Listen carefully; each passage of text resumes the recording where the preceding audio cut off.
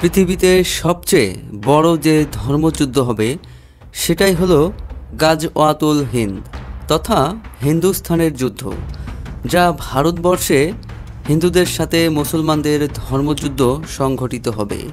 এই যুদ্ধে নিশ্চিতভাবে মুসলমানদের বিজয় হবে, আর এই ভবিষ্যৎবাণী করেছিলেন হজরত রাসূলে পাক আলাইহিসসালাম। কিন্তু কবে আসবে এই গাজওয়াতুল হিন্দ, আর ইমানদার মুসলিমদের জন্য কতটা গুরুত্বপূর্ণ এই গাজওয়াতুল হিন্দ তা বলা বাহুল্য রাখে না। গাজওয়া শব্দের অর্থ হলো অভিযান, আর হিন্দ হলো স্থানের নাম। 1400 বছর আগে বর্তমান ভারত, বাংলাদেশ, মায়ানমার, শ্রীলঙ্কা, আফগানিস্তান, পাকিস্তান, নেপাল ও ভুটানকে বলা হতো হিন্দ, অর্থাৎ ভারতীয় উপমহাদেশকে বলা হতো হিন্দ বা হিন্দুস্থান। পবিত্র হাদিস শরীফে গাজওয়াতুল হিন্দ সম্পর্কে বলা হয়েছে, এটা হবে কাফের বা মুশরিকদের সাথে মুসলমানদের পৃথিবীর ভিতর বৃহত্তর জিহাদ বা যুদ্ধ। এই যুদ্ধে হিন্দুস্থানের মোট মুসলিমদের 1/3 শহীদ হবে, আর এক অংশ পালিয়ে যাবে, আর শেষ অংশ জিহাদ চালিয়ে যাবে এবং চূড়ান্ত বিজয় লাভ করবে। মুসলমানদের নিশ্চিত জয় হবে, কিন্তু এটা এতটাই ভয়াবহ হবে যে হয়তো অল্প কিছু সংখ্যক মুসলিমই বেঁচে থাকবেন। বিজয়ের খোশ আমদেদ করার জন্য মুসলমানদের নিশ্চিত জয় হবে, কিন্তু এটা এতটাই ভয়াবহ হবে যে হয়তো অল্প কিছু সংখ্যক মুসলিমই বেঁচে থাকবেন বিজয়ের খোশ আমদেদ করার জন্য। অন্য বর্ণনায় আছে গাজওয়াতুল হিন্দ হিন্দুস্তানের চূড়ান্ত যুদ্ধ। রাসূল সাল্লাল্লাহু আলাইহি সাল্লাম একদিন পূর্ব দিকে তাকিয়ে বড় বড় নিঃশ্বাস নিচ্ছিলেন। এমন সময় এক সাহাবী রাসূল সাল্লাল্লাহু আলাইহি সাল্লামকে জিজ্ঞেস করলেন, ইয়া রাসূল সাল্লাল্লাহু আলাইহি সাল্লাম, আপনি এমন করছেন কেন? রাসূল সাল্লাল্লাহু আলাইহি সাল্লাম বললেন, আমি পূর্ব দিকে বিজয়ের গন্ধ পাচ্ছি।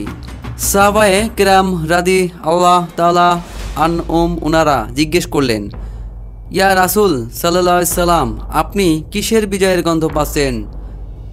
রাসূল বললেন, পূর্ব দিকে মুসলিম ও মুশরিকদের যারা মূর্তি পূজা করেন তাদের সাথে যুদ্ধ শুরু হবে। যুদ্ধটা হবে অসম। মুসলিম সেনাবাহিনী থাকবে সংখ্যায় সীমিত, কিন্তু মুশরিক সেনাবাহিনী থাকবে সংখ্যায় অধিক। ওই যুদ্ধে মুসলিমরা এত বেশি মারা যাবে যে রক্তে মুসলিমদের পায়ের টাকনু পর্যন্ত ডুবে যাবে, এবং যুদ্ধে মুসলিমরা 3 ভাগে বিভক্ত থাকবে।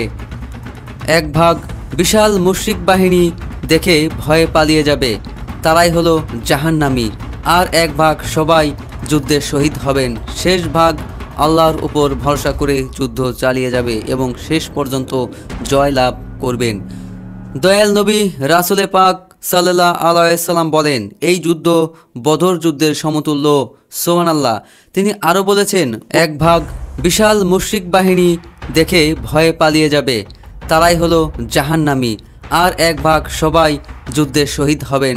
শেষ ভাগ আল্লাহর উপর ভরসা করে যুদ্ধ চালিয়ে যাবে এবং শেষ পর্যন্ত জয় লাভ করবেন। দয়াল নবী রাসূলে পাক সাল্লাল্লাহু আলাইহি সাল্লাম বলেন, এই যুদ্ধ বদর যুদ্ধের সমতুল্য। সুবহানাল্লাহ। তিনি আরও বলেছেন, ওই সময় মুসলিমরা যে যেখানেই থাকুক না কেন তারা যেন সেই যুদ্ধে শরিক হন। তবে গাজওয়াতুল হিন্দ ইতিমধ্যে হয়ে গেছে নাকি ভবিষ্যতে হবে তা নিয়ে রয়েছে বিভিন্ন মতভেদ।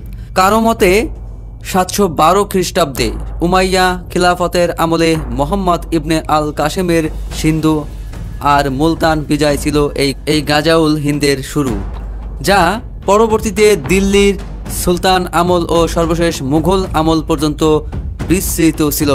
আবার কারো মতে এই বিজয় এখনও বাকি এবং ইমাম মাহদির আগমনের পর যা আগে হবে এই বিজয়।